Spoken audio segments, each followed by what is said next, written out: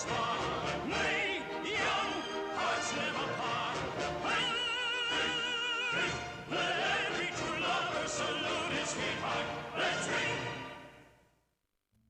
At the close of Mario's weekly radio show, he would sign off by wishing his listeners the very best of everything in life always.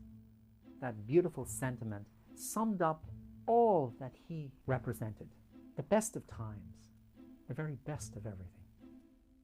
Mario Lanza was born Alfred Arnold Cocozza, Freddie for short, on the 31st of January 1921.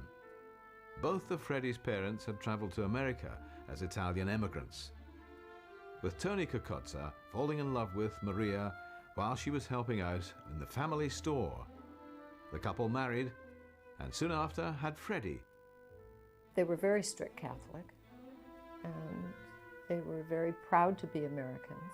My father was a great World War I hero. My father actually was the first man to capture what in those days they called a Boche prisoner in the Battle of the Aragon Forest. My grandfather was wounded in World War I. He had been gassed and shot in the arm and the back. So he had always been on disability. My mother worked very hard. She used to get up at 5 o'clock in the morning and be at work by 6. Imagine that. And come home at 6 in the evening. Long, long hours, you see. And so therefore you can very well see how Pop had to take care of Freddie. They used to call me Freddie. They never called me Mario. Freddie grew up in a home filled with song. His lullabies were the arias of Verdi and Puccini, sung by the great operatic voices of the day, such as Caruso.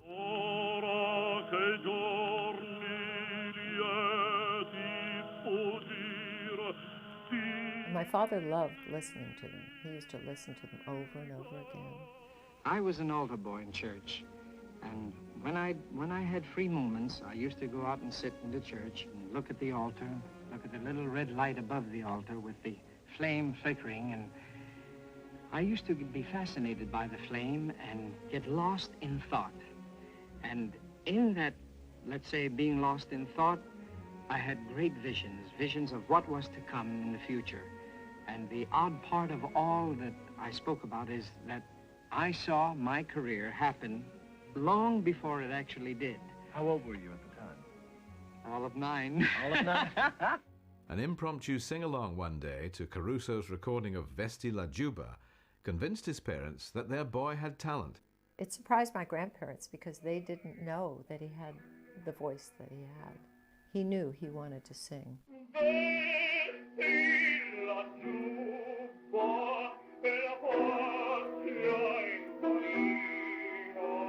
My mother realized that at that time I needed all these lessons so badly to lay the foundation for a career in the future. She knew this was a spectacular voice. Maybe not Caruso, but a great voice. She took on an extra job and worked long, long hours, and Mario never forgot that. It's astounding to me when I review the past how many sacrifices my mother and father made.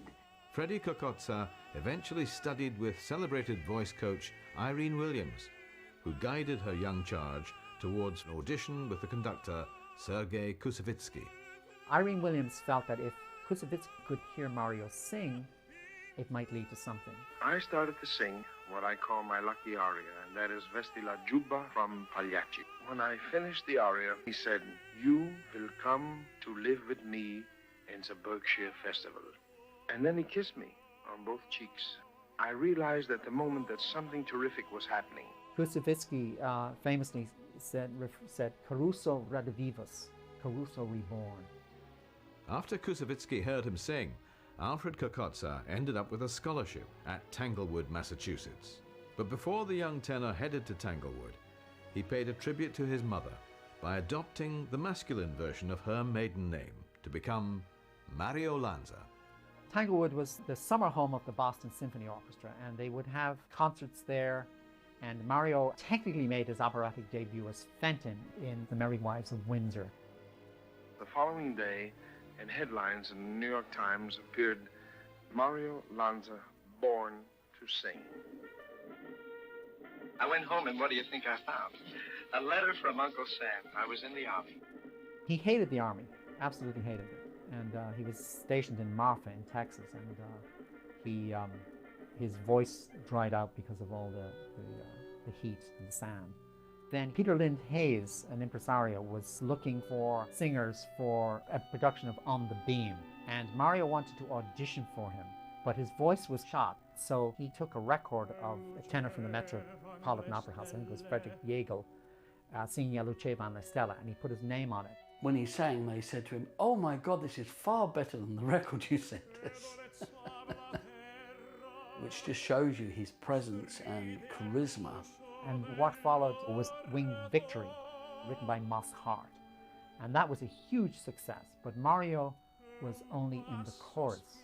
And eventually it went to Hollywood, where they decided to film it. Mario was absent for some of the rehearsals. He was getting a taste of the high life even then. And he was actually fired from the production. And that's when Sam Weiler, who became his manager, stepped in and upped the game and got him to study with Enrico Rosati. Rosati, who actually was his teacher from then on, who really helped him work on his repertoire, helped him work on his breathing. Rosati said, you know, I've waited 34 years for you since really you have a voice blessed by God.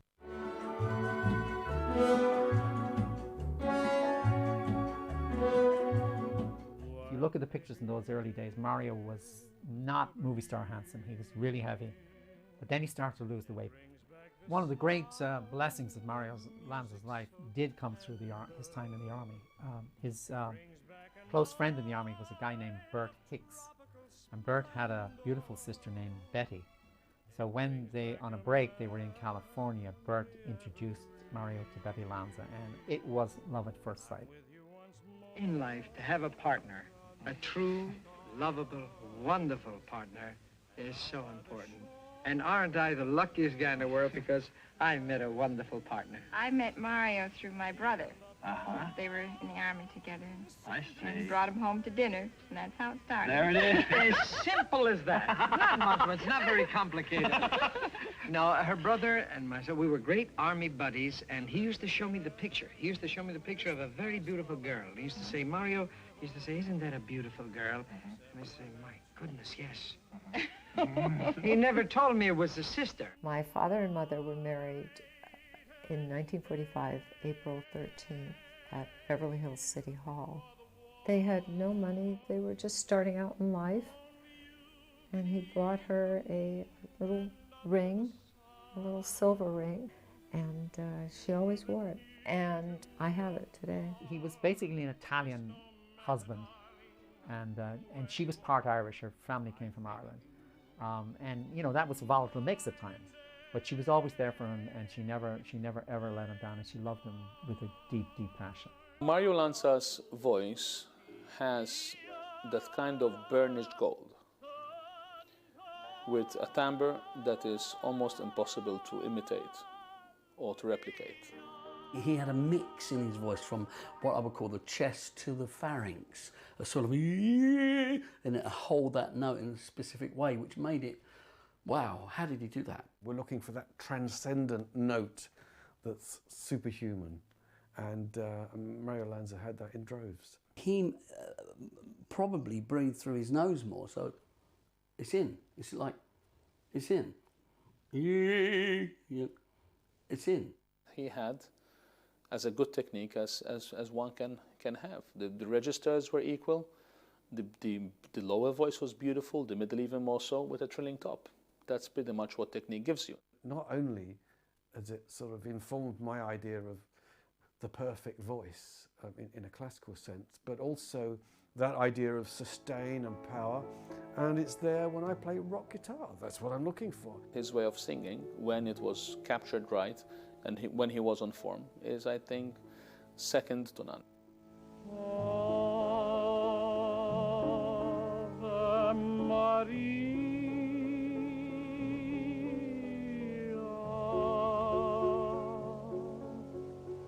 gratia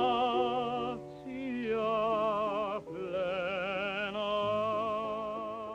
The first time I saw and heard Mario Lanza sing was when my 80-year-old Irish grandmother took me to see The Great Caruso in a little cinema in Dublin. The idea of filming the life and times of the great Caruso had been floating around Hollywood for decades. When Lanza burst onto the scene, the search for a celluloid Caruso was finally over. The colorful life and times of the fabulous Caruso spring to life. To his undying credit, Louis B. Mayer, who had discovered Mario Lanza for the movies, had such faith and confidence in him, he gave it the go-ahead, the green light. How does it feel to be chosen to do the life of Caruso? That must be something that every tenor dreams of. Well, it really is. I guess it is every tenor's dream. Or even baritones, maybe. I don't know. Basses, everybody, sopranos. Inspired by the opportunity to portray his idol on screen, Lanza invited artists from the Metropolitan Opera Company to join him in the operatic excerpts. It became Mario Lanza's greatest moment on the screen, a landmark motion picture, a movie that influenced the career of an entire generation of future operatic greats. The movie, The Great Caruso, was in television, and I was 10 years old and was completely enchanted by this bright, light voice of Mario. And I thought, wow, an Italian in Hollywood. I was born in 78, so age of 13, we're talking about heavy metal, you know, Metallica, Iron Maiden. And my uncle, who was tired from all this kind of music, he said, can you give the devil's music a break, as he used to call it, and listen to this guy? And he pushed in the VHS, the running credits of The Great Caruso came up. The minute he opened his mouth, I immediately said, this is the most beautiful sound a man can make with his throat.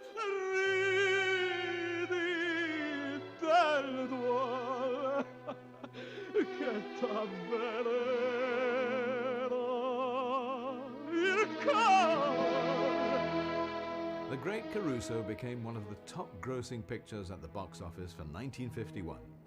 And from then on, the names of Lanza and Caruso became forever entwined. For Lanza, the inspiration was Caruso, his incredible power and command over the voice. Enrico Caruso had a very humble feeling about his voice. He believed that it had been bestowed upon him by God as a gift which he was to use to give happiness and delight to others. He said that was what his name meant, Caruso, which is Italian for a dear use. Mario was like Caruso, a full voice tenor. The difference is that Mario was a great actor. Caruso sang technically, absolutely brilliantly, but Lanza had a sway and a swagger to his voice. This is a quote from Enrico Jr. Caruso on Mario Lanza. Vocally and musically, the great Caruso has helped many young people discover opera and even become singers themselves. He added that I can think of no other tenor before or since Mario Lanza who could have risen with comparable success to the challenge of playing Caruso.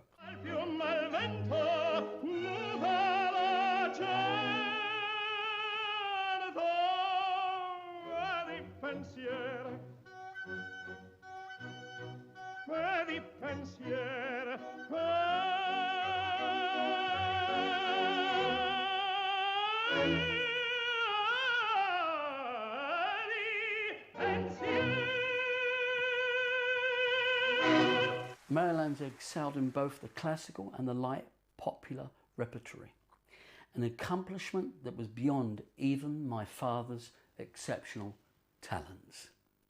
With the success of The Great Caruso breaking box office records all over the world, Mario was thrilled in one particular sense because he was bringing opera, his great passion, to the world, and maybe just quieting the voices who were saying, why don't you sing opera full-time? Because he was now able to say, look, I'm bringing opera to millions of people who might otherwise have never heard these great arias. Is the only one that bring the art, Italian art quality, like opera, into the Hollywood world.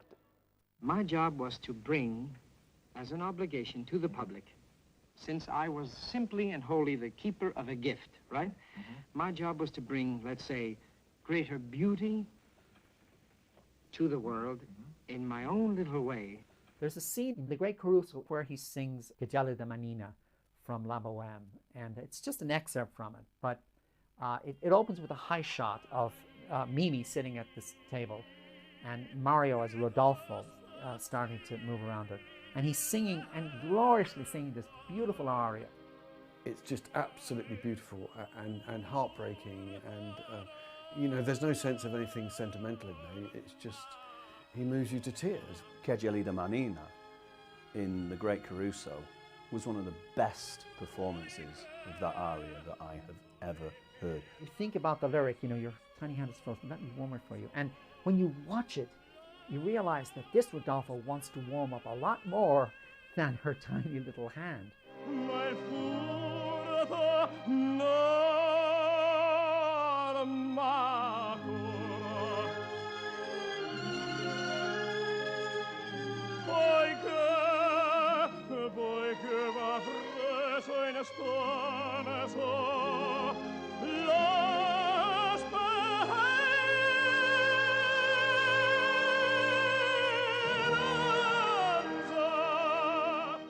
To moviegoers, they're looking and thinking, this is incredible. The music is glorious, his voice is spectacular, and yes, it's really very sexy.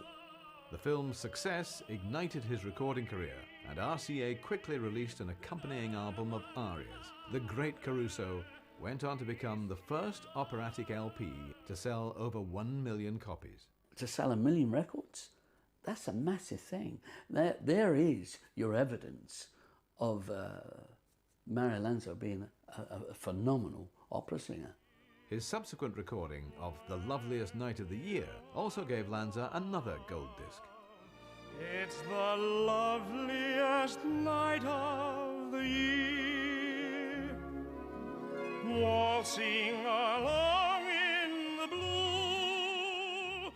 Retrospectively, Lanza could probably be considered as the first crossover artist because he was probably the first artist of his time, classically trained opera singer, that transcended from opera into the world of movies, and then the movies obviously generating incredible record sales. My heart starts to beat like a child when a birthday is near. So kiss me, my sweet, it's the loveliest night of the year. He had the perfect combination of good looks and a great voice. Operatic singing still was very, very popular, much more mainstream than it is today. So obviously where he went, in airports or in hotels or opera houses, he got mobbed.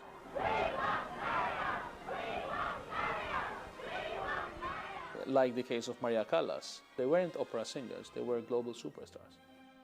And what was surprising at the time was that all the Bobby Soxers of that era, they fell in love with him.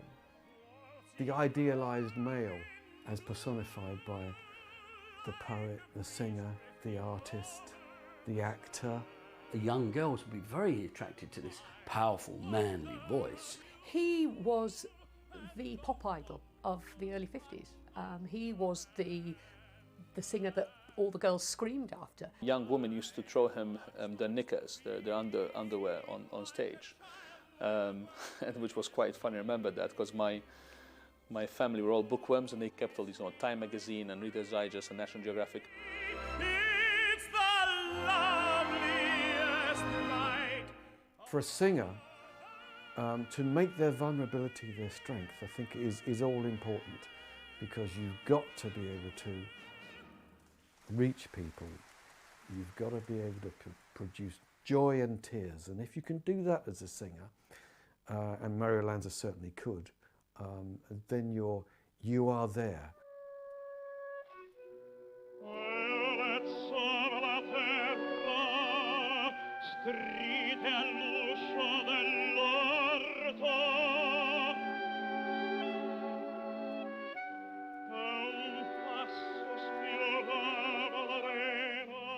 When he sang, he believed every word of that song, and he gave it his all. Some critics would say, oh, he overdoes it, or he over sings, why does he need to hit all those high notes? But that was who my father was. That was truly Mario Lanza. To everyone in the family. If you compare it with the Rolling Stones, Elvis Presley, the Sex Pistols, there's always the mother didn't like it, or the daughter don't like it, or the grandmother didn't like it. But with Mario, everyone loved him. Lanza, he was the rock and roll star of the day, and not only was he the rock and roll star of the day, he lived the rock and roll lifestyle. If you look at Elvis or all the great rock and rollers, they overdo it with the food, they overdo it with the drink, they overdo it with whatever. And I think he was probably one of the first opera performers to come into a rock and roll vibration. When he would get into hotel suites or wherever he was going, he'd take his big entourage with him, and then in the evening the drinking would ensue, and he was the type of person that would easily get addicted to food, drink, whatever it might be. You have to understand, this is a man still like in his 20s, his late 20s, with success unheard of. Discussions were soon underway at MGM for Lanza to follow the success of the great Caruso with The Student Prince, but development delays prompted MGM instead to push ahead with Because You're Mine. It wasn't the best written screenplay imaginable, and Mario didn't like it at all. But he was contracted to do it, and he went ahead and filmed it.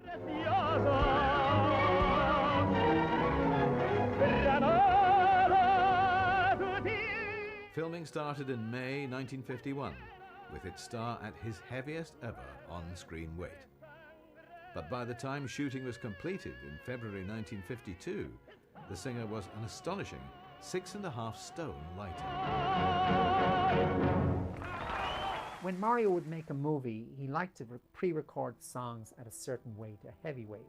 You can see certain scenes where he's super thin and he's kind of large. When it comes to physical size, there is fat and then there is fat. In the sense that you know, weight fluctuation is something that I as well had issue with, at much lesser degree than Mario Lanza. He took on board the 18th century concept that a lot of opera singers did, that being big and fat is where it's at. In the case of Mario, it was more a case of personal life that caused, you know, this eating irregularities. He would go on a crash diet, a crazy mad crash diet, like losing 80 pounds when he was filming Because You're Mine. I mean, it's ruinous to your health. With filming due to commence on The Student Prince, Lanza and his musical director, Konstantin Kalinikos, set about pre-recording the selections chosen for the picture. But before a single scene had been shot, Lanza fell into disagreement with the film's director, Curtis Bernhardt. Bernhardt made a suggestion that Mario's recording of Beloved was a little too sexy. He pours out his love for the servant girl Kathy, beloved, with all my heart I love you. And of course Mario looked at the lyrics and said, I'm going to give it my all.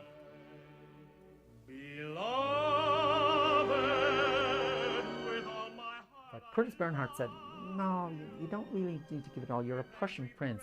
You gradually open yourself to this woman. Every word he sang, he meant.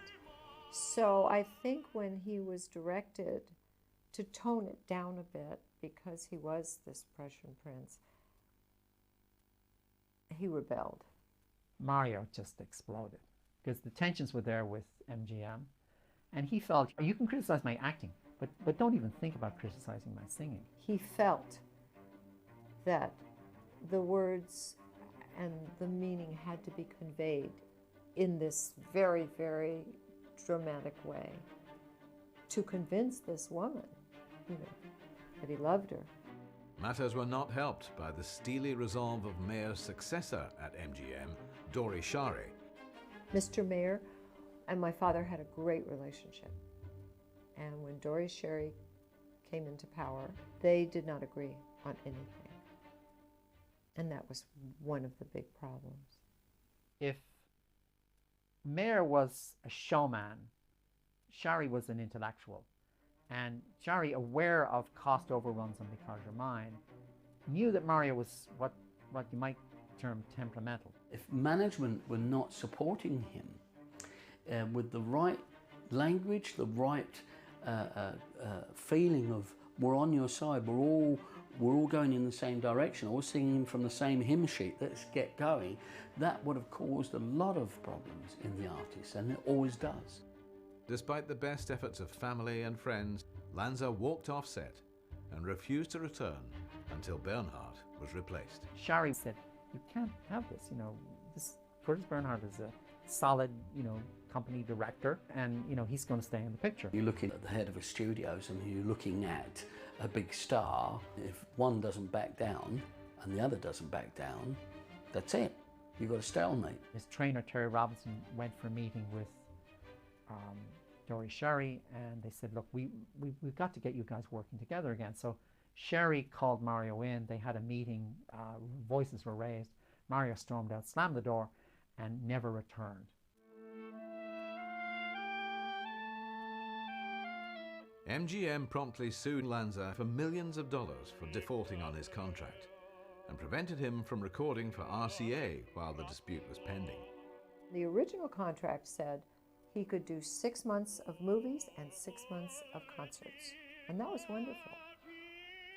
But when this problem came, he could do nothing. He still was Mario Lanza, but Mario Lanza was not working, and that depressed him quite a bit, and he went into a very deep depression. By completely cutting off his income, MGM hoped to bring Lanza to his senses, but it simply made an increasingly embittered singer become even more entrenched. With the trouble caused on the set of The Student Prince, Mario went literally in a matter of months from being bankable to unemployable. He lost his income. He had 4 children, his wife, my mother. And I think the entire situation was very, very negative for him. Lanza's legal problems with MGM were finally resolved when the singer agreed to permit the company to use his singing voice while Edmund Purdom mimed to the great recordings. This is where kind of the slightly tragic irony comes in. Curtis Bernhardt had moved on to another production, leaving the film to be eventually directed by Richard Thorpe, who had directed The Great Caruso and had worked so wonderfully well with Mario. The double irony in all of this story is that Mario did re-record Beloved, and in my humble opinion, the second recording really was better than the first one. The Student Prince was eventually released in 1954. Lanza reportedly never saw the finished production. During that crazy time, Mario had a manager, Sam Weiler, and Sam Weiler had heard Mario sing when he was virtually unknown, and he offered to help fund him and develop his career. Once the money started to flow in, Sam was delighted and Mario was delighted, but Sam invested a lot of his money and he lost a lot of his money, and sadly they had a really bad and kind of nasty breakup. He had 2 sets of books, one for my father and one for himself. So when his books were on the wrong side, he would put it over to my father's side. He had a court case with Sam Weiler, but Weiler walked away with a nice share of Mario's future earnings. Filled with a deep sense of betrayal, Lanza retreated from public view. Hollywood had seen its share of career declines, but few had fallen as spectacularly as Lanza's. I believe the problems with him, because he was an innocent man in so many ways, started with the agents, with the people who wanted a piece of him. And believe me, he gave a piece of him away to almost everyone. Singers are very open-hearted, they're very trusting, but that also makes you very vulnerable. And my sense is that he was just that, and that a lot of the people around him really took advantage of him. An example of my father's trust of people began very early with Irene Williams.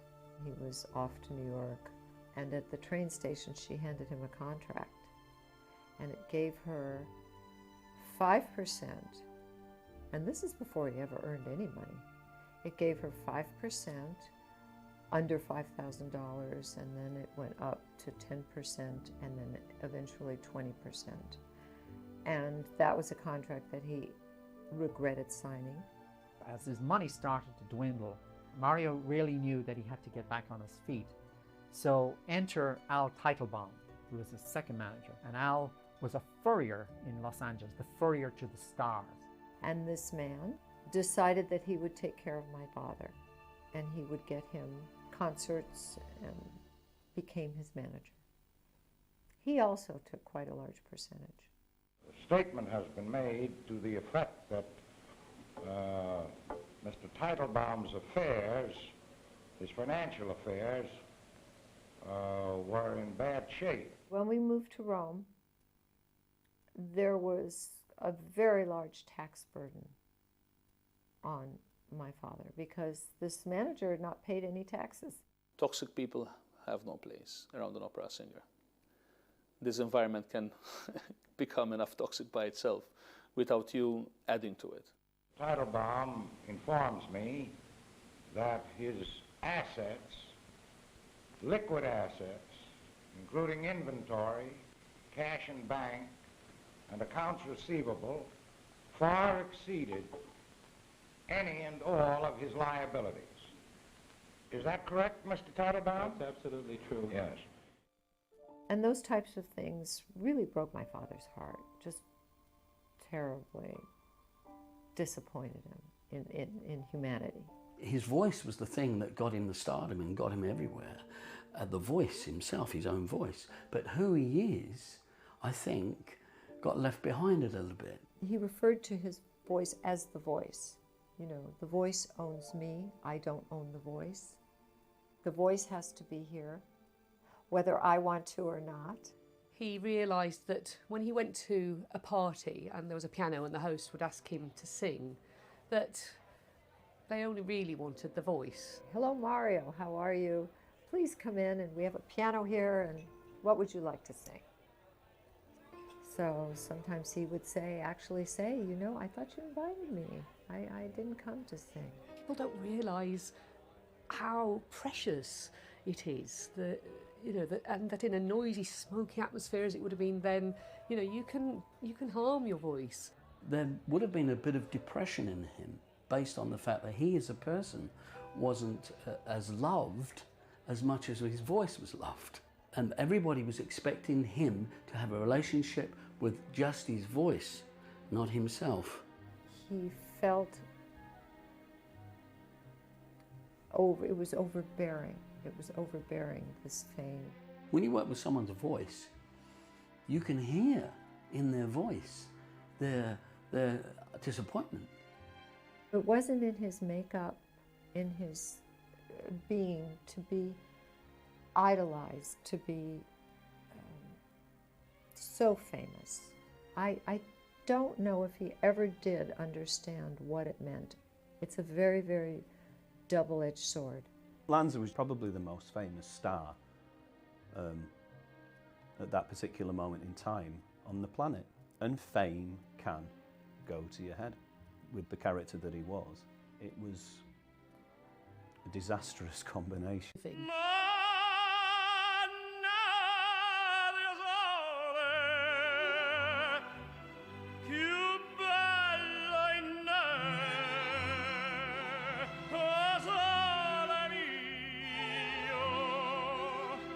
I think that he really came into his own when he was singing in Italian.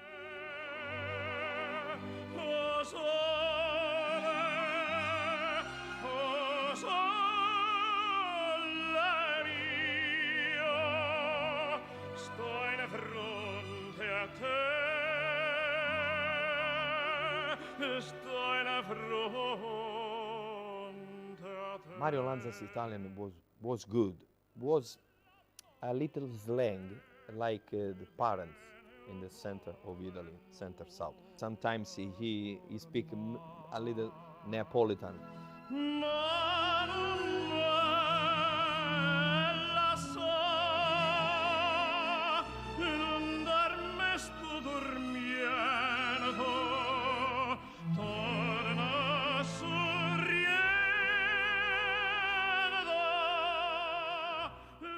He brought all that fabulous burnished Italianate tenor sound to the simplest piece of music and just sang it with his entire heart and soul. The sound is the language.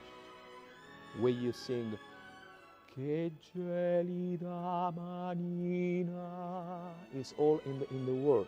Mario Lanza couldn't read music, which was not all that uncommon in those days. In a way, that made the meaning of the words and the love of the sound that he made even more immediate. Mario received a lot of criticism in his lifetime, mainly from opera purists who saw the shortcomings in his recordings, the stylistic lapses. And what I think a lot of them failed to realize was those lapses were really due to the fact that he never sang the great roles on stage in their entirety.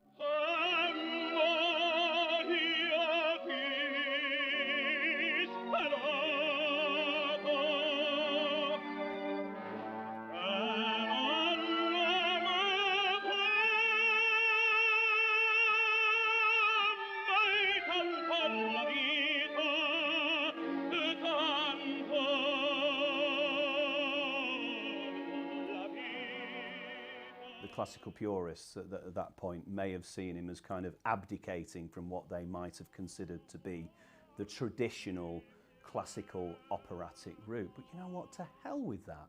Critics resented the fact that people who didn't know about opera looked at Mario and said, oh, he's the greatest singer since Caruso. If Mario had sung an opera, he could be compared as the great tenor of the history. All time. But it's one thing to sing arias out of context in a concert situation with a microphone. It's another thing to sustain an entire opera in a 2,500 seater theatre with no amplification, projecting for 2 or 3 hours to the back of the hall. There was so much discipline involved in being an operatic tenor. I don't believe he was ready for that kind of discipline. Knowing him and knowing his zest and his love of life, and I think he really loved doing the movies. But nothing will ever convince me that Mario Lanza did not have a fully scaled operatic voice. He had a fully developed, fully schooled, world-class operatic tenor that decided to do movies and records. Mario didn't take critics very seriously at all, because he himself knew that, you know, he was maybe not the most polished singer of grand opera. This nitpicking from pseudo-critics and pseudo-experts really tires me. They acknowledged his great achievements, but there was a but, ... in it. No one is technically perfect, not even Caruso. I mean, if you read the letters, and I have access to, I think, 800 letters of Caruso, firsthand, the actual original document. He writes to his wife or lover or the mother of his children about all the, the cracks sometimes he had in performances. Mario Lanza technically did nothing wrong. But when it came to the critics themselves, Mario said, as long as they mention your name and spell it right, that's all that matters. I don't think he lost any sleep. But I know Maria Callas used to fret about bad reviews, which was just heartbreaking. Well, I don't know what you mean by tempestuous. There's been lots of talk about it too, and I haven't quite understood what it means. To see some squirrely little review in a long-forgotten newspaper, it's just heartbreaking to think that she would respond like that. It isn't always pleasant because I have to live up to so much that it's rather uncomfortable. Mario didn't. He wanted to be loved and he wanted to give his best. And I think what helped him too was that he never gave a performance where the crowd didn't go absolutely wild.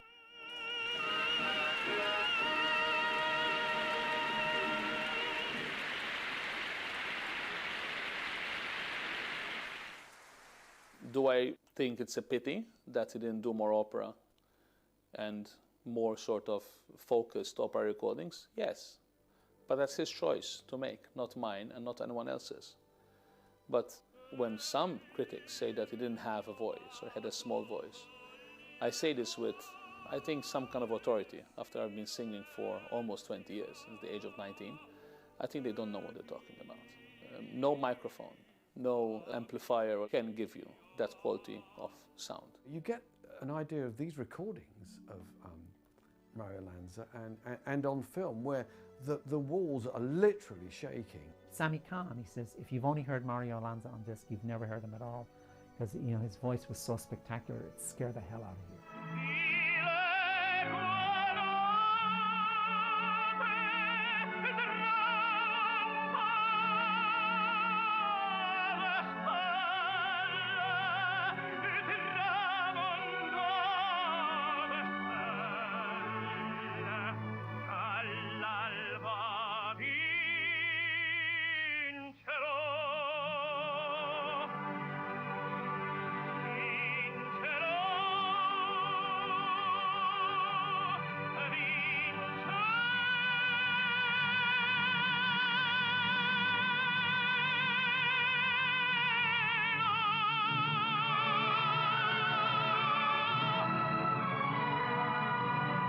What the classical music industry may have forgotten, particularly the operatic world, is that maybe some of the greatest opera stars in the world, if you look at maybe Luciano Pavarotti and even Jose Carreras, who could have been influenced from an early age by listening to Lanza, may not have been.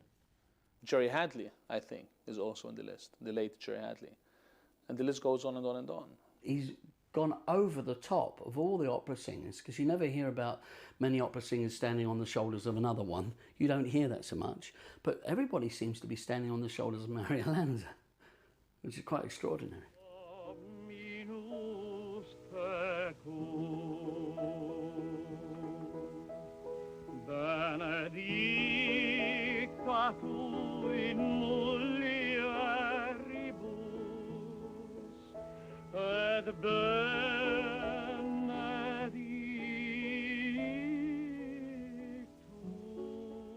Everyone says, oh, he never trained, he never had a voice teacher, but he did. He had quite a few. He always took care of the voice. The voice was always very important to him. He always felt it was from God, and he always felt that it was a gift, and he wanted to protect it. MGM were sort of on the production line. They were just pushing out the movies. They wanted to make as much money off them as they could. And he wanted to basically, at that point, take a step back and say, listen, guys, I'm making recordings for you. I'm making recordings for my radio show. I'm doing concert tours. I'm recording for RCA. I need a little breathing room. And he had these 2 films that they wanted him to do, and they wanted him to make them in Italy. T'invidio turista che arrivi, t'imbevi dei forri e dei scavi, poi tutto d'un tratto te trovi fontana de Trevi, che tutta è per te. E mentre il sol vage il fontalone, la tua canzone in fondo è questa qua. And I think he wanted to show his children his Italian roots. So Italy seemed a good thing. It seemed like it would be a new start. Mario looked like Italian because he was born from Italian people. Many Italians don't know that Mario is American. Arrivederci Roma, goodbye, au revoir. Si riveda spasso in carrozzella e ripensa a quella ciumachella che era tanto bella e che gli ave. Mario Lanza's face is Italian face, very look like an Italian person. So I didn't know that he was born in America. So I thought, an Italian in Hollywood is my hero. Fantastic.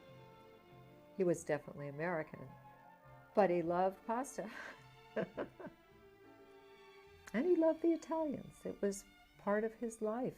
We were in a beautiful home in the Parioli district, and we enjoyed it very much. My mother and father would entertain there quite often. He was happy. He was happy in Rome. I just remember him as being happy. He did not like to be alone.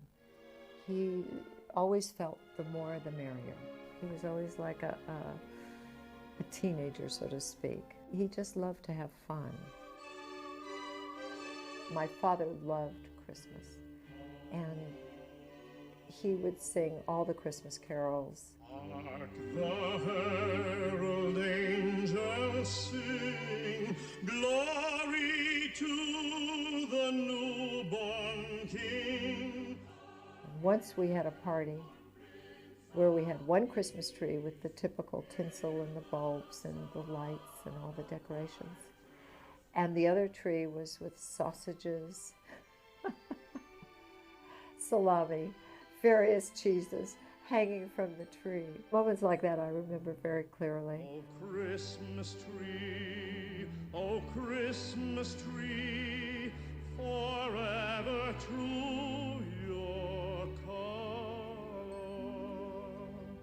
He lived life fast and with great joy and with great passion. And when that became too much, he would crash down a bit, and Betty was there with the love and the support. Betty gave Mario a center to his life. It was very difficult for her to deal with the fame. And along with the fame, he had his own struggles. She also gave him 4 really beautiful children whom he doted on to the day he died. Around the children, he was always our father. He was always happy and loving and caring, and, you know, his troubles we were not aware of. I consider myself moral support. I think that's what every wife should be. The more famous he became, the more difficult it was for her. And she struggled very often with that. So it was a bittersweet marriage at the end. And I think my mother suffered along with him. And she became very depressed. He was asked to sing for the Queen at the Royal Variety Show at the London Palladium in November 1957. I want to introduce to you a star of many opera stages and a great star of Hollywood, Mario Lanza. Mario arrived in Victoria Station by train, and there was a huge crowd of people mobbing him, cheering, "Mario, Mario, we want Mario." The reception and the warmth and the excitement that he was generating was amazing. Lanza, having nearly been mobbed to death by your fans, I have some questions which they have asked me to ask you. The first is, how long are you going to be in England? Well, this time only until the 26th of November. He always regretted that he didn't appear for Her Majesty at the premiere of Because You're Mine, the movie. So he felt this would be his great opportunity to sing that actual song for her live on stage.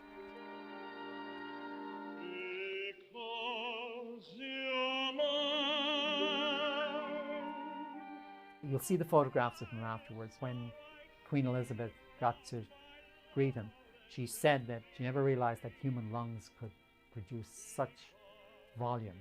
And indeed, to support that comment, when he's going to sing, the microphone goes down to the floor. So he was not a microphone singer in any way. But one of the reviewers for the Palladium concert said that the power of Mr. Lanza's top notes almost tore the roof off the building.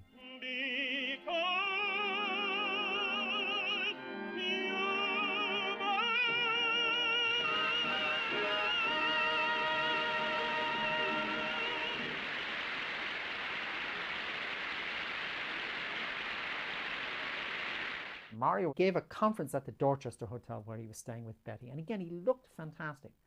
But one of the reporters asked him, "How are you managing your weight, Mr. Lanza?" And he didn't say as much to the interviewer, but he was pretty ticked off. And as he said to Betty afterwards, "Why do they keep asking me about my weight?" The European tour was booked through April. Valencia, in my dreams it always seems I hear you softly call to me. But there were cancellations. There were some that he missed and some that he canceled completely. At times, he did suffer from stage fright. And you wouldn't know it because the minute he came out on stage, he owned it. He'd get to the point where maybe everybody's actually already in the theatre and he'd just say, "No, not doing it tonight, doesn't feel right, I'm off." And he'd just walk out and everyone would be like, "What?" For example, before he even arrived in the New Frontier Hotel, Las Vegas, knowing how terrible his publicity was, they were already taking bets that he wouldn't show on the night. And he takes a sedative and he promptly passes out. And then they have to go and tell the management that Mr. Lanza will not be appearing tonight. So it was left to poor Jimmy Durante to go out and say, sorry folks, but Mario is really ill. That backing out could have been the point that where he was being more in tune with himself, that I'm not a puppet that just gets up and does it. And stress to be a performer is stressful. To be backstage waiting to go on, whether your voice is going to do it or not, to know that you're being relied upon. High blood pressure, gout and phlebitis were just some of the ailments that afflicted him. He had a point where the touring, the concert tours in Europe, became more difficult for him. He drank a little too much. Mario Lanza wasn't like the angel that we all believed him to be. Lee Milazzo wrote Lanza lived a life of excess. He drank so constantly and so heavily that he was usually uncontrollably and frequently unconscious. He ate such binges, not even his 50-inch chest and his 19-inch neck could hold the pounds.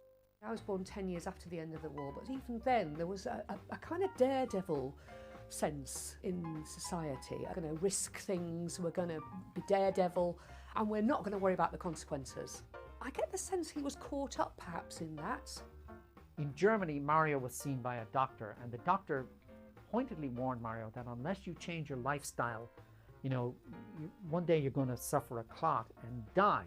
Following his failure to appear in Hamburg, the tenor retreated to Rome to recuperate and began preparations for work on his next film for the first time. Mario retreated to Rome and to basically get control of his life again, to diet and do some exercise. Come prima, I'm in love. For the first time, was released in 1959, Lanza was singing better than ever. For the first time, I'm in But the mighty voice gave the lie to the true state of his health. He was hospitalized several times that year and cautioned repeatedly by his doctors. We've got so much information today about the medical science now that has shown us our arteries are very important. They can close up any time. Calcification of the arteries, all these sort of things weren't really discovered so deeply at that time. It wasn't uncommon. It was the precursor to a lot of other people who lived at a similar pace. Presley himself ended up a little like Mario Lanza. Many others in the 60s followed Mario Lanza. It was as if he opened a bit of a floodgate. Lanza's London agent, John Coast, implored the singer to change his ways in a letter dated 29th January 1958. Dear Mario, we must face together how to solve your personal problems, because even you can't expect to punish your own body much longer. Mario shrugged it off and said, I'm fit as a bull, I can handle it. I just had a slight sore throat last night. He had a cane, he had a limp, he had what you call phlebitis, but we were planning to stay in Rome for a longer period of time. So there were plans. There were great plans. Mario would go in to these health farms and they'd put them on these starvation diets where they'd be in there and they'd drip them up and sort of keep fluid in their bodies, but they wouldn't eat and they'd lose weight incredibly quickly. And then he'd go out and he'd do a movie or a performance, nice and slim, and then he'd put the weight back on and then he'd go back in. That's going to take its toll on your vital organs. The phlebitis started to act up, and he was asked to go into the Valle Giulia clinic. In the morning, he was just fine. He had spoken to my mother, and he was going to come home that afternoon, and he died, just like that, just suddenly, in an instant. And I believe that a blood clot went straight to his heart. Terry turned on the radio and he heard Be My Love being sung, and he said, oh, it's Mario on the radio. And then the announcer stepped in and said that was the voice of the late Mario Lanza, who died suddenly in Rome. Just after midday, On Wednesday, 7th October 1959, Mario Lanza suffered a heart attack and died shortly afterwards. America's voice from the gods was no more. It sent shockwaves throughout the world.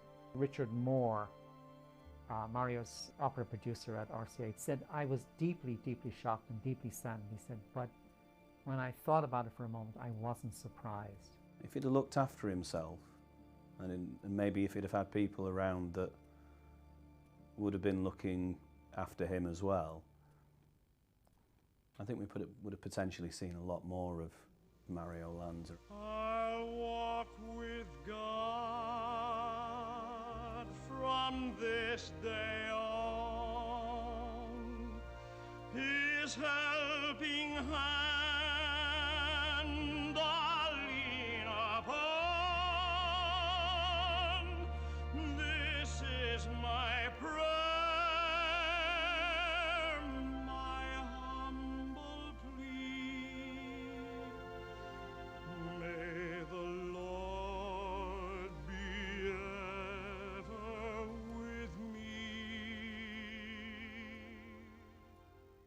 I remember they had brought my father home, his body, and they laid it out in the living room. And my sister, she went around to the living room window and peeked in. And she said, "Daddy's laying down. He's in a casket." And then Colleen and I knew. He had a funeral in Rome, and they shipped his body down to his hometown of Philadelphia. And even there, tragedy was stalking him, because one lady walking past the casket looked at him, had a major heart attack, and dropped dead on the spot. The funeral director stayed up all night with a shotgun because there were 20,000 people in line waiting to see his body. And from then, we came to California, where we had another funeral. So there were 3 funerals. And by that time, my mother was she just about had fallen apart. She couldn't handle, she couldn't understand. She never was the same after that. She never came out of it. When he died, she just seemed to lose the will to live, which, when you consider that she had these 4 really beautiful children, must seem really shocking to a lot of people today. One day, my Uncle Terry picked the 4 of us up from school, and we went straight to the Pacific Palisades, where my grandparents, my father's parents, had a home. And there we discovered my mother had passed away. And we always say from a broken heart, because her heart was broken. She was 37 years old, and 5 months after her husband was gone, they found her dead in bed. It wasn't that she woke up one day and said, "I'm going to kill myself." It just was a long 5-month period of very, very deep, deep depression, and dealing with it with pills, which doctors gave her. So we went to live with my grandparents. And for the next 10 years, she raised us with my grandfather and my Uncle Terry Robinson. But I rarely saw her smile after that. And that's really where Terry Robinson stepped up to the plate, because he was there for them like the father they now didn't have. Terry Robinson took each one of us home from the hospital when we were born. My father didn't like to drive, so it was always Uncle Terry who drove. He just loved my father. He loved him like a brother. I always called him Uncle Terry till the day he died. He was dedicated to our family, and he never left. He never left. Guardian angels around my bed, joining me